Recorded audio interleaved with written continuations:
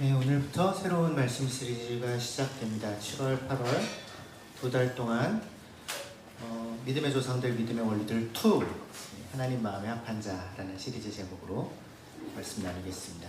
기억하시는 분들 아마 계시겠죠? 작년 7월에서 9월, 작년 이맘때에 믿음의 조상들, 믿음의 원리들이라는 설교 시리즈를 했었습니다. 아브라함, 야곱, 요셉 이야기를 다뤘던, 그래서 수천 년 전에 살았던 우리의 믿음의 조상들, 그들의 삶 속에, 그들의 일상 가운데에 그들을 찾아가시고 말씀하시고 그들과 함께 하시고 인생을 이끌어 가셨던 하나님의 이야기를 같이 나눴었죠. 한 개인의 삶 속에서 하나님이 어떻게 일하시는지에 대한 이야기였습니다. 그래서 오늘부터 이어지는 두 달간의 설교 시리즈는 이제 두 번째로 그 믿음의 조상들 시리즈에 이어서 성경에서 가장 입체적인 인물 중에 하나인 또 굉장히 매력적인 인물이기도 한데요, 다윗이라는 인물의 삶을 따라가 보려고 합니다. 다윗이라는 한 개인의 인생 속에서 하나님께서 어떻게 일하셨는가. 다윗은 목동 출신이고요, 또 굉장히 많은 시를 남긴 시인이기도 했고, 뛰어난 음악가이기도 했고, 또 위대한 용사이기도 했고, 또 이스라엘 역사상 가장 뛰어난 왕으로 여겨지는 사람이기도 합니다. 예수님조차도 다윗의 자손으로 오신 분 이렇게 불렸을 정도로 이스라엘 역사에서 이상적인 왕의 어떤 하나의 표상으로 자리 잡은 인물이죠. 신약 성경에서는 다윗에 대해서 그가 하나님의 마음에 합한 사람이었다, 하나님의 마음에 드는 사람이었다 라는 이야기를 해요. 사도행전 13장 22절에 내가 이새의 아들 다윗을 찾아냈으니 그는 내 마음에 드는 사람이다. 개역 성경에는 내 마음에 합한 사람이다, 이렇게 하나님께서 말씀하신 내용이 등장합니다. 내 마음에 드는 사람이다 라고 하나님께서 말씀하시는 것보다 더 큰 칭찬은 없겠죠. 더 큰 인정은 없겠죠. 도대체 다윗이 어땠길래 하나님 마음에 드는 사람이 될 수 있었을까? 이 질문을 우리에게 좀 던져보려고 해요. 이거는 또 하나의 질문으로 연결됩니다. 우리 자신에게 던지는 아주 궁극적인 질문, 큰 질문. 우리 인생의 가장 큰 성공이 무엇인가? 라는 질문이요. 우리 인생에서 정말로 이루고자 하는 목표가 무엇인가? 라는 질문. 돈 많이 버는 건가요? 그래요? 쉽지 않을 것 같은데. 저도 그렇지만. 네. 네. 더 많은 사람들에게 어떤 칭찬과 인정을 얻는 것이 우리 인생의 목표입니까? 아니요, 그런 거가 우리 인생의 목표가 될 수가 없어요. 우리가 누릴 수 있는 가장 큰 성공, 우리가 추구할 만한 목표는, 사실 가장 고귀한 목표는 하나님의 마음에 드는 것, 하나님의 마음에 합한 자가 되는 것 이죠. 그분을 기쁘시게 하고 그분과 깊은 사랑의 관계를 누리는 삶, 이게 우리가 살 수 있는 가장 가치 있는 삶이겠죠. 어떻게 그런 삶을 살 수 있을까? 다윗의 삶 속에서 그 답을 좀 찾아가 봅시다. 다윗은 결코 완벽한 사람은 아니었어요. 때로 실수했고 비겁했고 분노에 휩싸이기도 했고 끔찍한 죄를 저지르기도 했고 연약한 인간의 모습을 그대로 보여주는데, 그럼에도 불구하고 하나님은 그의 인생 전체를 보시고 그의 인생이 마무리된 이후에 한 1000년, 1000몇백 년의 시간이 지난 이후에 그는 내 마음에 합한 사람이었다 이렇게 선언하시는데, 도대체 그의 무엇을 보신 것일까? 그래서 오늘 그 다윗의 이야기가 시작되는 성경의 첫 번째 장면을 같이 살펴보려고 해요. 사무엘상 16장인데요. 하나님이 그를 선택하시는, 왕으로 세우시기로 선택하시는 그 순간입니다. 그래서 가장 근본적인 질문을 좀 던져보죠. 하나님이 도대체 사람의 무엇을 보시는가? 사람은 어떻게 그분의 마음에 들 수 있는가?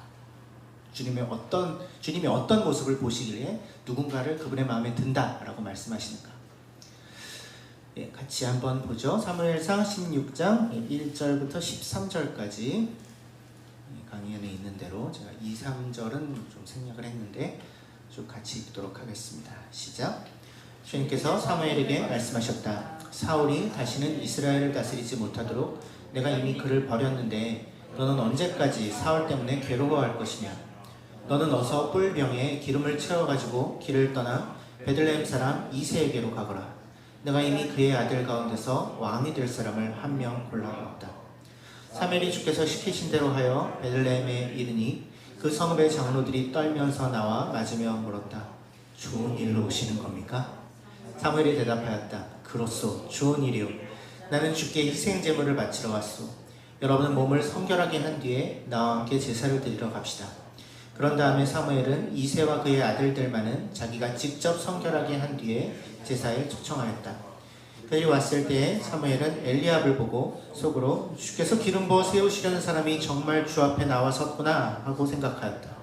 그러나 주께서 사무엘에게 이르셨다. 너는 그의 준수한 겉모습과 큰 키만을 보아서는 안 된다. 그는 내가 세운 사람이 아니다. 나는 사람이 판단하는 것처럼 그렇게 판단하지는 않는다. 사람은 겉모습만을 따라 판단하지만 나 주는 중심을 본다.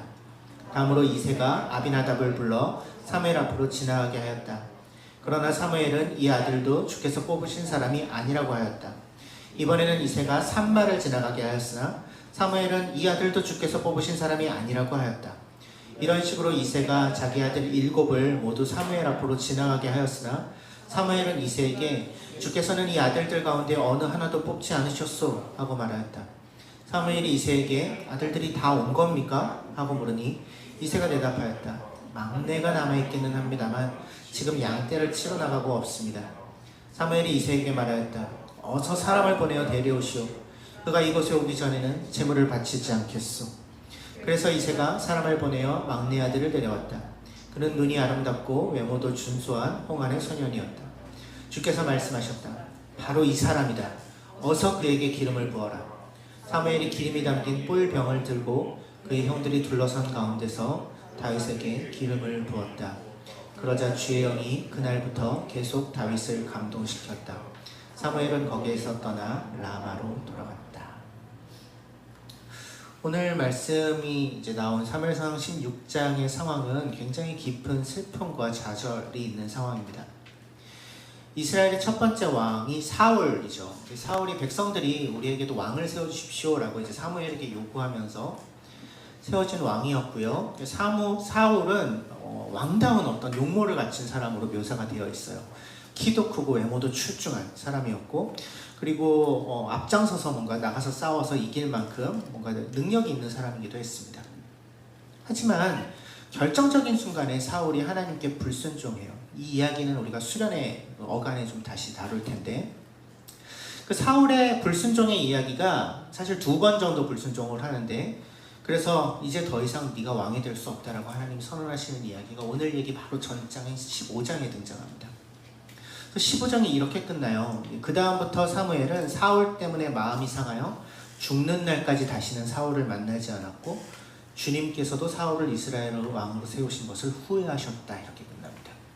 그러니까 사무엘과 사울의 사이도 완전히 틀어졌고요. 다시는 평생 동안 한 번도 보지 않았고, 주님도 후회하셨다. 사무엘이 굉장히 깊은 상심 가운데 빠져 있었던 것이 분명합니다. 여기서 언제까지 괴로워할 것이냐 이렇게 하나님이 말씀하시잖아요. 16장 1절에서 굉장히 마음이 괴로워했던 거예요. 깊은 슬픔에 잠겨 있었던 거죠. 그때 하나님이 사무엘에게 찾아와서 새로운 명령을 내리시는 장면이 1절인 거죠. 그만 슬퍼해라. 뿔병에 기름을 채워가지고 가서 베들레헴에 사는 이새라는 사람에게로 찾아가라. 내가 그의 아들들 가운데 새로운 왕을 세울 거다. 정했다. 이렇게 말씀하십니다. 그 뿔병에 기름을 채워가지고 가라. 구약 시대에는 특별한 사람을 임명해서 세울 때 거룩하게 구별된 기름, 거룩한 기름을 머리에 부었습니다. 그래서 이 사람은 특별한 하나님의 일을 수행하는 사람이다라는 것을 그것으로 표시했어요.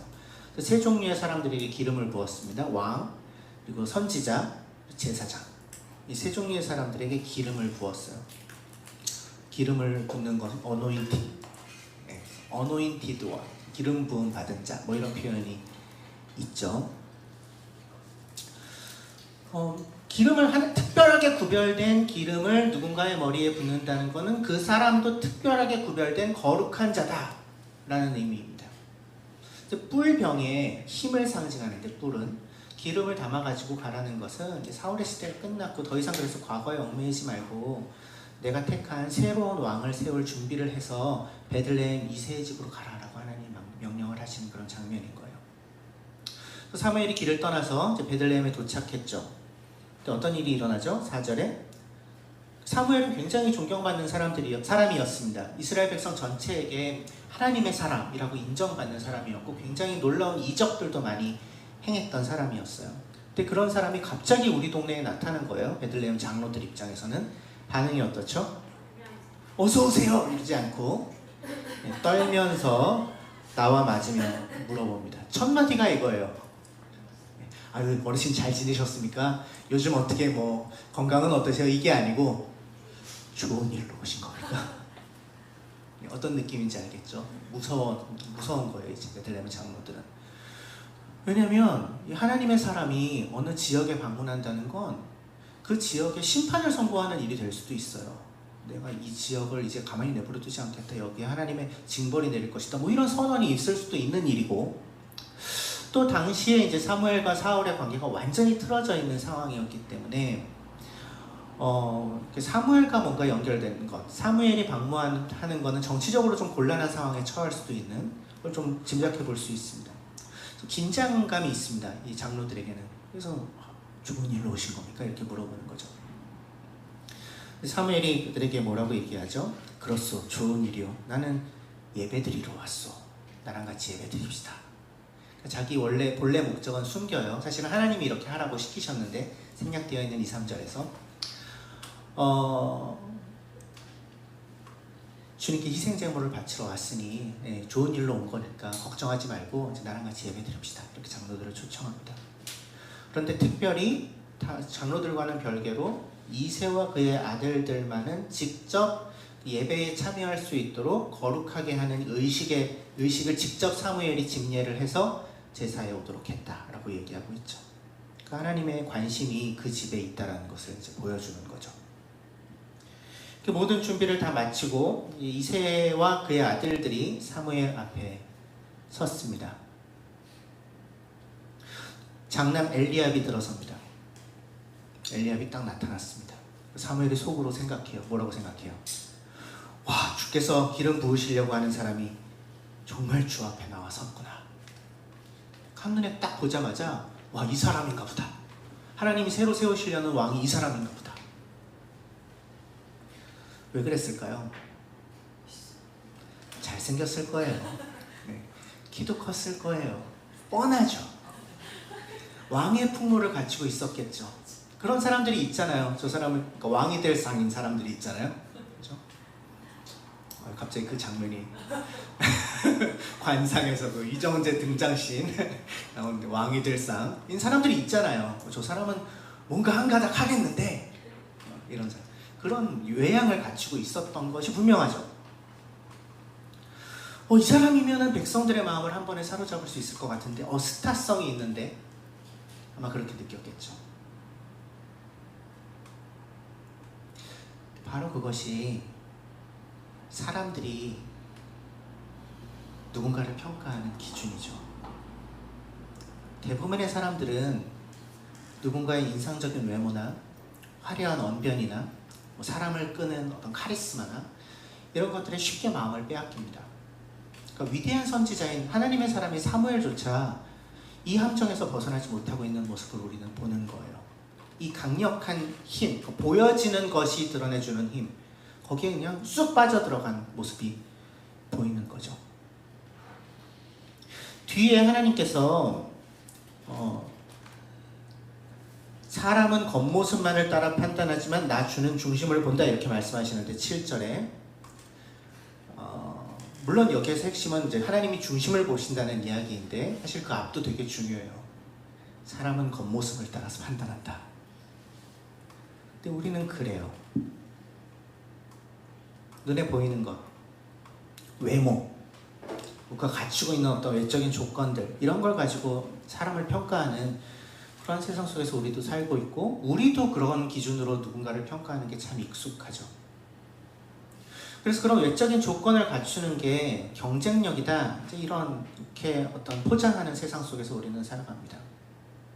그래서 더 나은 스펙을 갖추려고, 더 나은 어떤 외모를 갖추려고, 더 나은 어떤 인맥을 갖추려고 끊임없이 애쓰고 분투하는 세상 속에서 우리도 살아가면서 우리 역시 그 기준을 따라 나의 가치를 증명하려고 하고 이 험한 세상에서 그 힘들을, 그 외적인 어떤 모습으로부터 비롯되는 힘들을 의지해서 살아보려고 합니다. 사람은 겉모습을 보고 판단하기 때문이죠. 편견이죠, 사실은.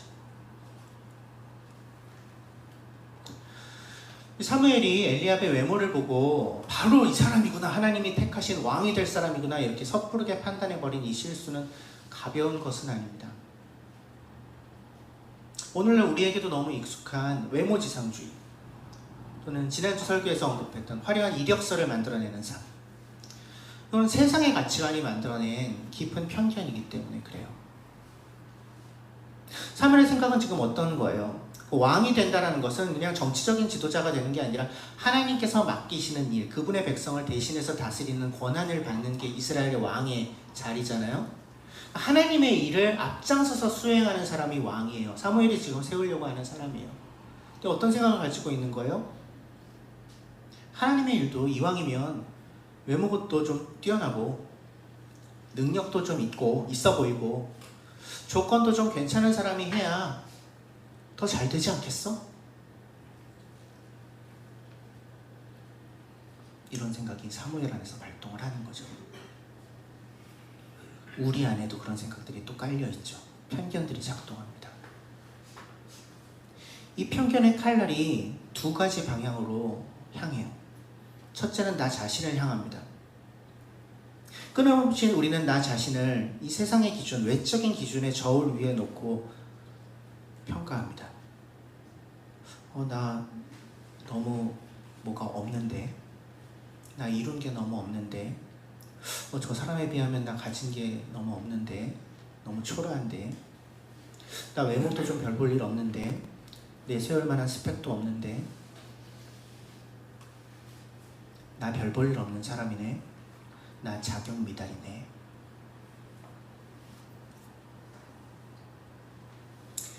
동시에 그 칼날이 또 다른 누군가를 향하기도 하죠. 우리도 모르게 우리의 친구나 이웃이나 직장 동료나 아니면 교회 안에서 만나는 식구들을 그들이 가지고 있는 외적인 조건으로 판단해 버릴 때가 얼마나 많습니까? 저 사람 좋은 학교 나왔대. 저 사람 연봉이 얼마래. 저 사람 너무 예쁘다. 이런 기준들을 가지고 상대방을 판단하고 재단하고 그 사람의 진짜 모습이 어떤지는 알아보려고 하지도 않은 채 쉽게 무시하거나 또는 뭔가 그런 걸 많이 갖춘 사람은 과대평가하거나. 그래서 나보다 조건이 좋아 보이는 사람, 나보다 외모가 뛰어난 사람 앞에서는 왠지 모르게 위축되고, 나보다 조금 떨어지는 것 같아 보이는 사람 앞에서는 은근히 뭔가 어깨가 펴지고 우울감을 느끼게 되고, 바로 그 모습, 나를 비하하고 자기 비하, 그리고 남을 함부로 판단하는 그 양날의 검을 만들어내는 것이 편견입니다. 외적인 조건으로 사람을 판단하려고 하는 태도. 하나님이 바로 그것을 지적하세요. 7절에서 주님이 말씀하시죠. 너는 그의 준수한 모습과 큰 키를 보고 그를 판단하지 마라. 그는 내가 뽑은 사람이 아니다. 엘리압 한 사람만을 거절한 말씀이 아닙니다. 이것은 하나님께서 이 이야기 속에서 사실은 이 이야기를 읽고 있는 우리를 향해서도 말씀하고 계시는 말씀이에요. 그 외적인 모습들이 하나님께는 별게 아니라는 겁니다. 그러니까 그럴듯한 가면을 만들어 쓰고 나를 더 뭔가 낫게 만들어주는 화려한 포장지로 나를 둘러싸봤자 하나님은 그걸 보시지 않는다라고 말씀하고 계시는 거예요. 우리가 가면을 쓰고 살아갈 때가 얼마나 많습니까? 가면 같은 화장을 하기도 하고 더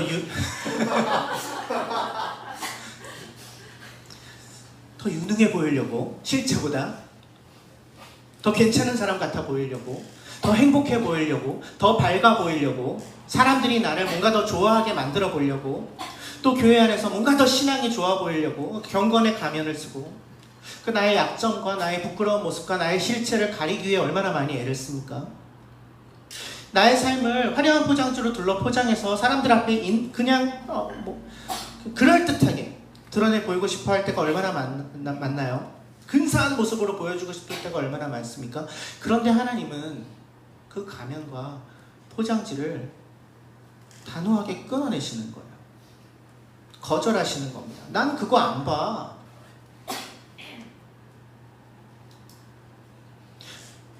하나님은 우리의 맨 모습, 맨 얼굴을 보고 계시다고 하시는 겁니다.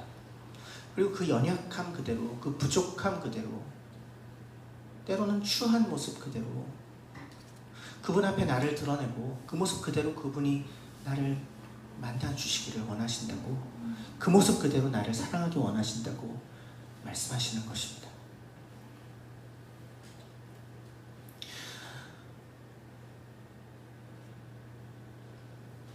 사무엘에게 하나님이 7절에서 너는 그의 준수한 겉모습과 큰 키만을 보아서는 안 된다 말씀하십니다.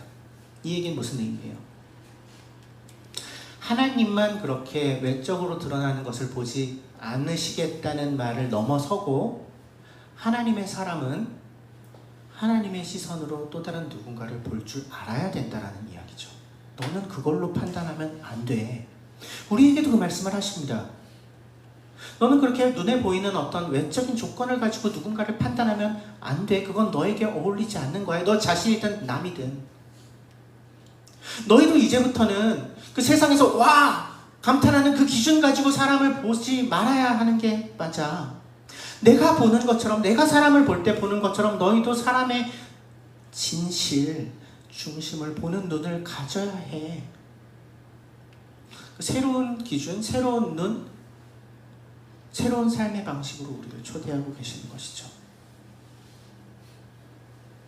그러니까 더 이상 그 기준을 가지고, 그 세상의 기준을 가지고 나 자신을 괴롭히지 말고, 또 다른 이들을 그 외적인 조건을 가지고 쉽사리 판단해버리는 그런 죄를 범하지 말고 새로운 시각을 가지라고, 하나님의 시선을 가지라고, 하나님 나라의 시선으로 우리를 올가매는 그 모든 판단으로부터 자유해지라고 초청하고 계신 거죠.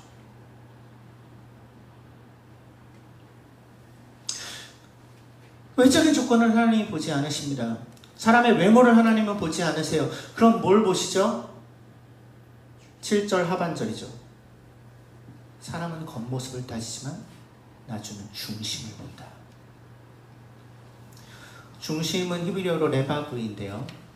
우리의 감정, 우리의 기분 요 정도를 얘기하는 게 아니고 한 사람의 생각, 그의 의지, 어떤 양심 이런 것들이 모두 모여있는 내면의 인격의 가장 깊은 곳, 인생을 움직이는 컨트롤 타워, 관제탑 같은 거, 이것이 이제 레바브, 중심의 의미입니다.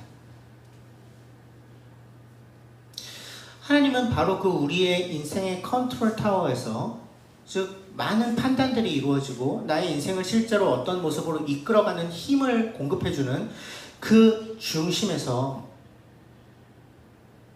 어떤 결정을 우리가 내리고 있는지를 보신다는 거예요. 우리의 삶의 방향이 어디를 향해 있는지를 보신다는 것입니다. 우리의 존재가 어디를 기대어 있는지를 하나님은 보신다는 거예요. 하나님의 시선이 우리의 겉모습을 뚫고 들어와서 우리의 가장 깊은 곳, 중심, 거기를 향해 있다는 것입니다. 진짜 동기. 남들 모르게 흘리는 눈물, 하나님 앞에서만 드리는 은밀한 기도, 그런 것들이 담겨있는 그 마음의 중심, 그걸 본다. 아무도 알아주지 않아도 정직하게 살아보려고, 하나님의 뜻대로 살아보려고 몸부림치고 있는 그 마음, 그 양심, 그것을 본다. 별 볼 일 없어 보이는 일상을 살면서도 그 안에서 하나님을 사랑해 보려고, 하나님 뜻대로 어떻게든 살아보려고 애쓰는 우리의 그 작은 신음들, 그것을 본다 말씀하시는 겁니다. 지금 이 순간도 하나님은 우리의 중심을 보고 계세요.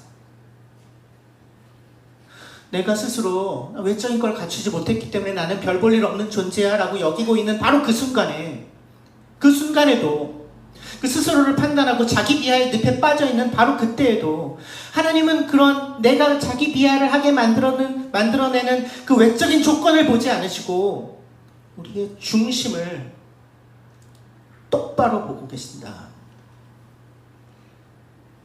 그리고 너희도 그러해야 한다.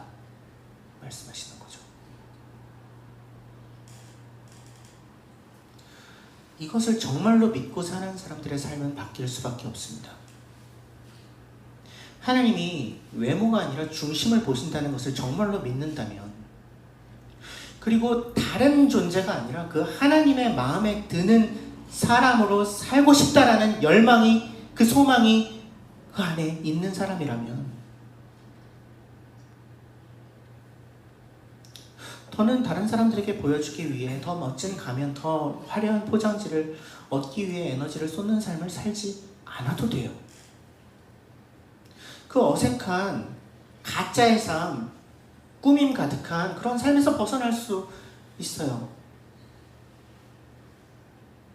그럼 그렇게 가짜로 꾸며내는 데에 들어가는 우리의 에너지를 진짜를 위한 것으로 돌릴 수 있는 만큼의 여지가 생기죠. 그 에너지가 내 내면으로, 내 중심으로 들어갈 수 있게 되죠. 하나님이 내 안에 이미 넣어두신 그 진짜 아름다움이 무엇인지를 보는, 발견해내는, 그리고 그 내면의 아름다움을 가꾸기 위해 최선을 다하는 진짜의 삶, 정직한 삶으로 전환이 일어나는 것입니다. 하나님이 중심을 보신다는 것을 믿고 살아가는 사람들에게만 그 일이 일어나는 거죠. 세상에 다른 사람들의 박수와 인정이 아니라 하나님의 인정, 하나님의 마음에 드는 것, 그분의 시선에 앞에서 살아가려고 하는 그 삶, 이게 참된 자유를 누리는 삶, 중심을 보시는 하나님을 믿는 자들만 누릴 수 있는 특권적인 삶입니다.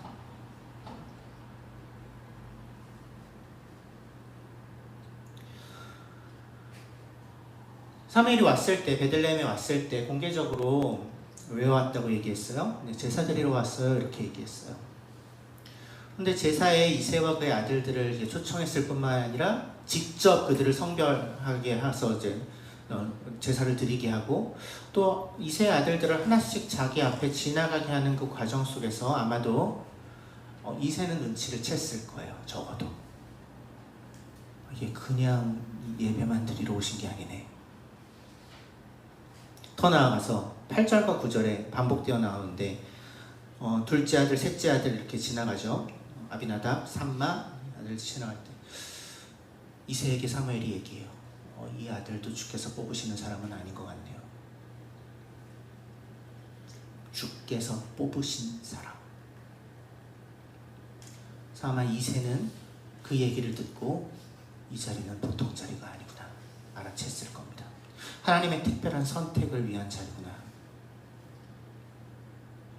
또 첫째 아들 엘리압이 사무엘 앞에 나와 섰을 때, 그런데 얘는 아니네. 이제 사무엘이 그렇게 반응하니까 아마 이새는 그럼 둘째겠지, 아비나답이겠지, 이런 기대를 가졌겠죠. 아비나답도 아니래. 그래, 그럼 삼만가? 걔도 아니래. 넷째인가? 다섯째인가? 여섯째인가? 일곱째인가? 혹시 이번에는 얘인가? 근데 그 자리에 있는 이새의 모든 아들, 7명의 아들이 사무엘 앞을 다 지나갔는데 사무엘이 선언해요. 주께서는 이 아들들 가운데 어느 하나도 뽑지 않으셨소. 이새가 점점 그 이새 커져갔던 그 기대는 아마 산산조각이 났겠죠. 아닌가 봐. 내 아들 중에 왕을 세우시려는 게 아닌가 봐. 그 이새가 자기 집안에서 내세울 수 있는 모든 가능성, 모든 사람, 모든 기대가 하나님이 보시기에 그건 아니다라는 판단을 받아버린 거예요. 그러니까 인간의 편에서 할 수 있는 모든 시도가 다 끝난 거죠. 완전히 막다른 길에 다다른 겁니다. 완전한 실패처럼 보이는 순간이죠. 내가 준비한 모든 것을 다 했는데 그 모든 것이 다 아니다 라는 판단을 받는 그 순간,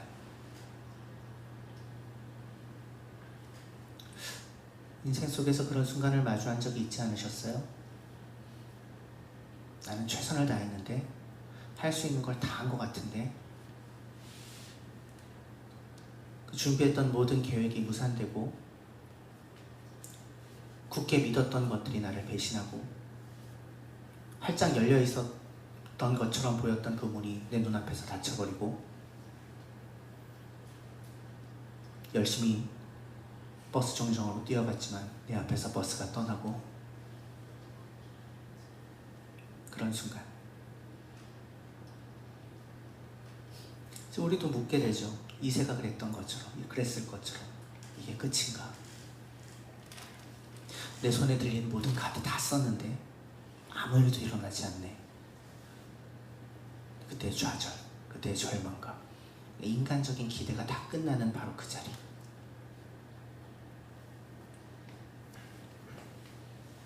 그런데 오늘 이야기는 그 자리가 끝이 아니라 시작점이라고 이야기해요. 우리의 모든 기대가, 우리의 모든 준비가 다 무너진 바로 그 자리가 하나님이 일하시기 시작하는 자리라고.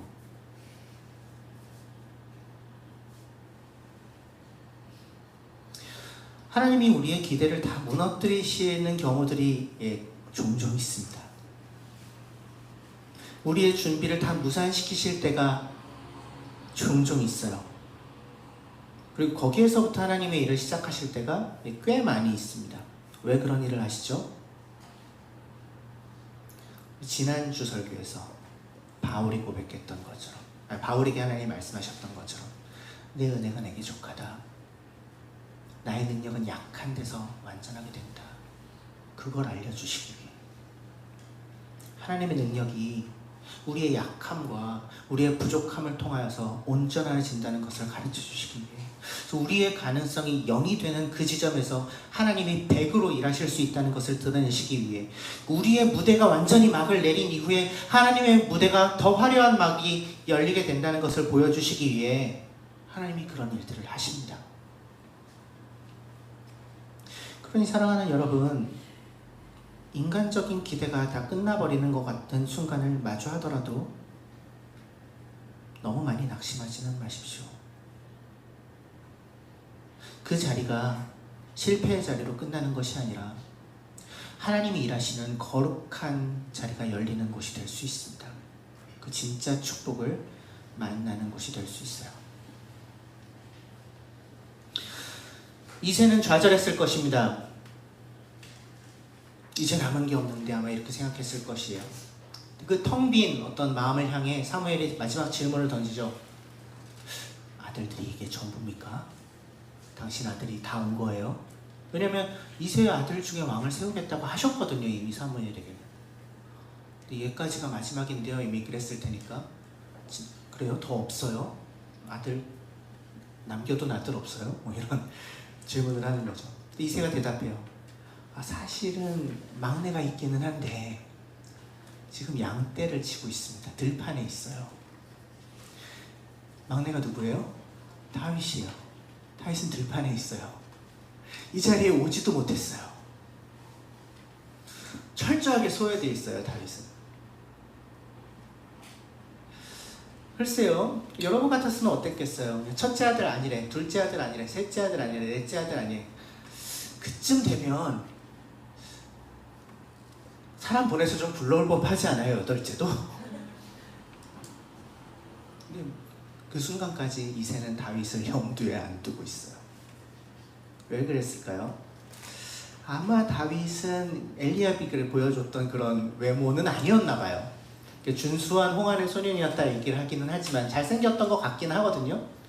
그런데 이렇게 그런 거 있잖아요. 그냥 잘생긴 거랑 왕이 될 상은 좀 다르잖아요. 느낌적으로 알잖아요, 우리가. 다윗은 그러지 않았나 봐요.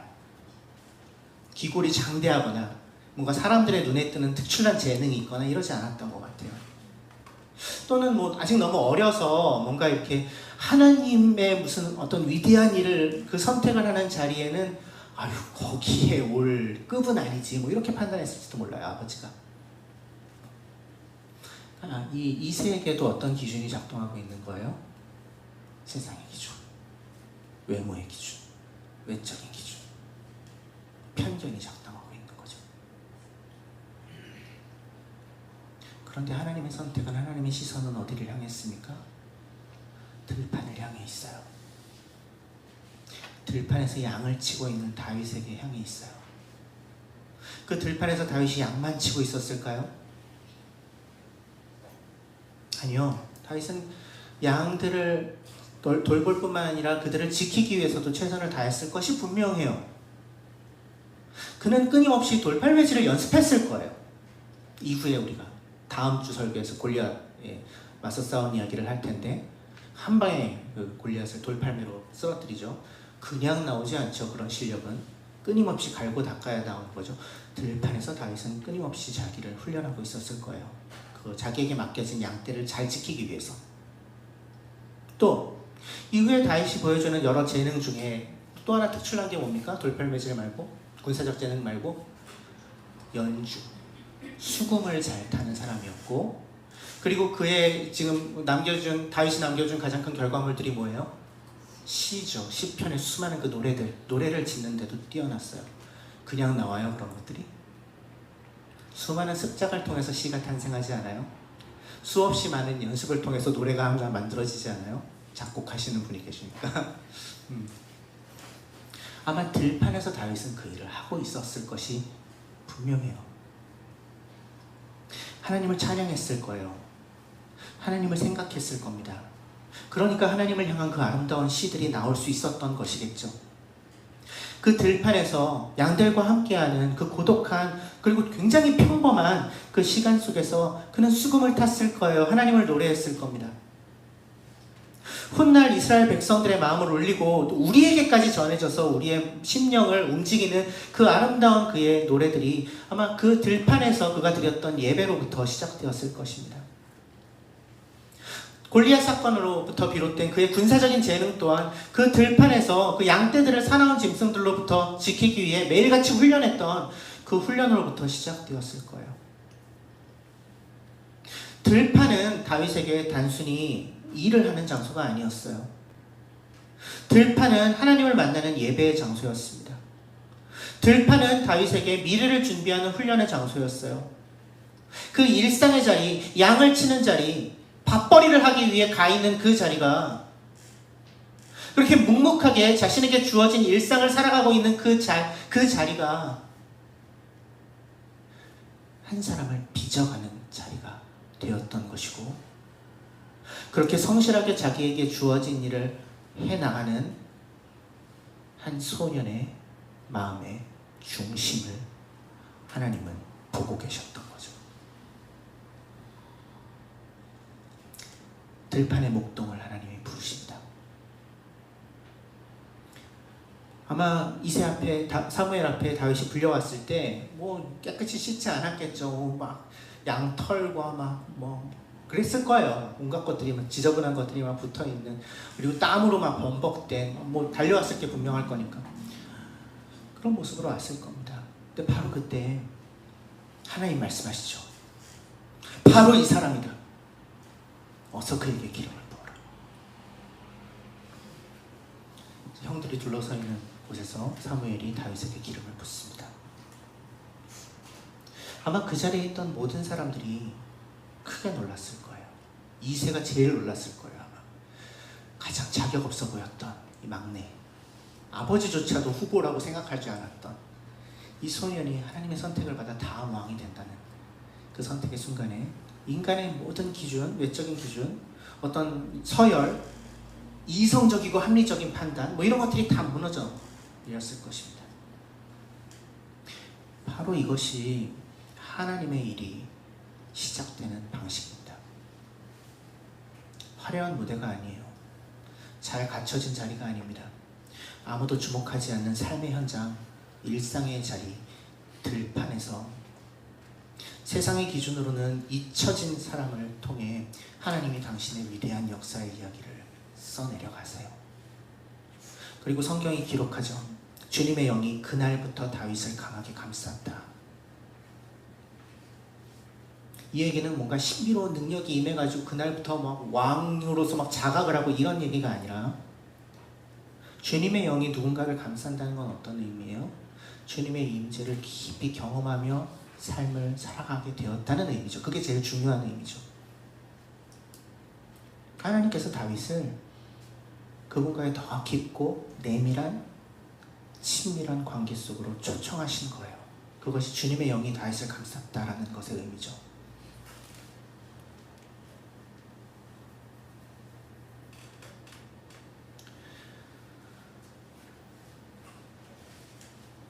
다음 주에 나눌 이야기지만 거인 골리앗 앞에서도 다윗이 주눅들지 않고 하나님만 믿는 믿음으로 맞서 싸울 수 있었던 이유도 그가 주님의 영에 감싸여 삶을 살았기 때문일 것입니다. 성령님과 깊은 교제를 나누는 가운데 하나님을 깊이 신뢰할 수 있게 되었고 그것이 그를 두려움으로부터 자유케 했겠죠.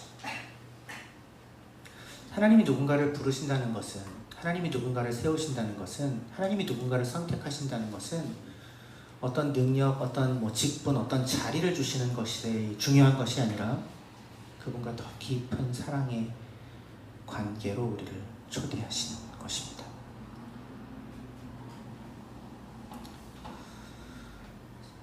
그래서 오늘 우리는 하나님의 시선이 우리의 시선과 얼마나 다른가를 말씀을 통해서 좀 보았습니다.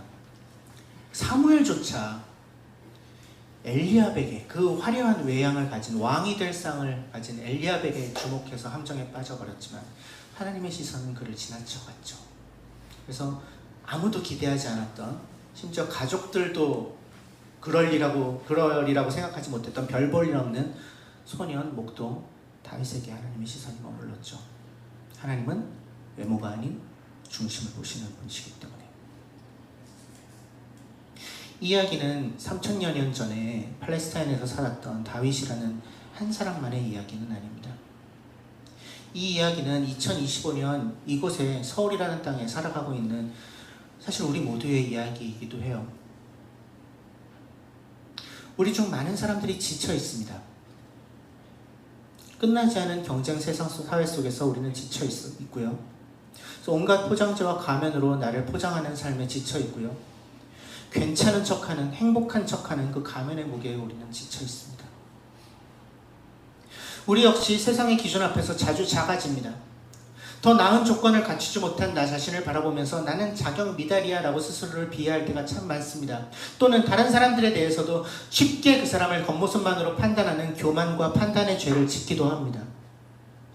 그러한 우리들에게 오늘 말씀은 너희에게 그것은 어울리지 않아 라는 이야기를 하고 있는 것입니다. 너는 더 자유해져도 돼. 왜? 내가 너의 중심을 보기 때문에 라는 말씀을 하고 계시는 것입니다.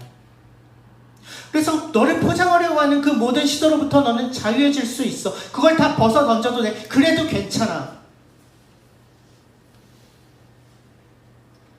나와의 더 깊은 사귐으로 들어가자. 진실함을 가지고 말씀하신 하나님의 따뜻한 초대를, 그리고 우리의 인생의 목적을 완전히 새로운 방식으로 정의하시는 그 하나님을 오늘 우리는 말씀 가운데서 만납니다. 중요한 것은 우리의 선택입니다. 하나님은 그 일을 하시는데 우리는 무엇을 선택할 것인가요? 우리는 어떤 목적을 가지고 세상을 살아갈 것입니까? 무엇을 위한 삶을 살아갈 것인가요? 우리의 인생의 목적은 더 이상 사람들의 보기에 좋아 보이는 삶을 사는 것이 될 수가 없습니다. 우리의 유일하고도 참된, 우리가 추구할 만한 유일한 목적은 단 한 분의 관객이신 하나님 앞에서 바로 그분의 마음에 드는 자로 사는 것이죠. 하나님 마음에 합한 자, 완벽한 사람이 아니라 하나님을 기쁘시게 하는 것을 자신의 가장 큰 소망으로 삼고 그 하나님과 깊은 사랑의 관계를 누리며 살아가는, 들판에서 그 삶을 살아가는 사람이 하나님 마음에 합한 자입니다. 평범한 삶의 들판에서 매일 반복되는 일상 속에서 우리의 마음을 하나님께 드릴 때 바로 그 자리에서 하나님과의 관계가 깊어져요. 여러분의 들판은 어디예요? 아무도 주목하지 않는 가사일, 반복되는 일상, 어떤 직장에서의 일, 어떤 고독한 어떤 책상 앞, 내가 느끼기에 별 볼 일 없어 보이는 어떤 삶의 현장, 평범한 자리, 그곳이 바로 하나님과 사랑을 나누고 그분을 예배하고 그분을 알아가고 그분이 맡겨진 일에 충실하게 감당하며 내 미래를 준비하고 훈련하는 거룩한 장소 들판이 될 수 있어요.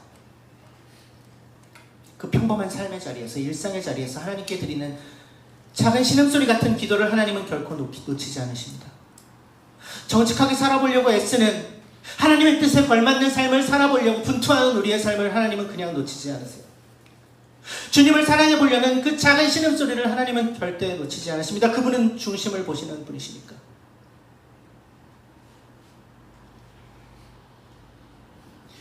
그래서 가짜의 삶을 살기 위해 더 이상 에너지를 쏟지 맙시다. 하나님 한 분과의 깊은 사랑의 관계, 그분의 마음에 드는 것, 그런 삶을 위해 우리의 중심을 가꾸는 진짜 삶을 살아보기로 합시다. 하나님이 지금도 그런 사람을 찾고 계시거든요. 하나님의 마음에 꼭 드는 사람을 간절히 찾고 계세요.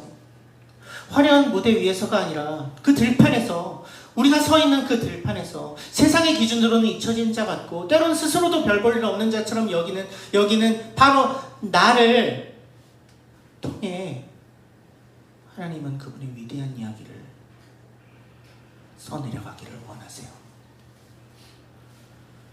그 하나님의 부르심 앞에 우리는 무엇을 선택할 것입니까? 주님, 나의 중심을 받아주십시오.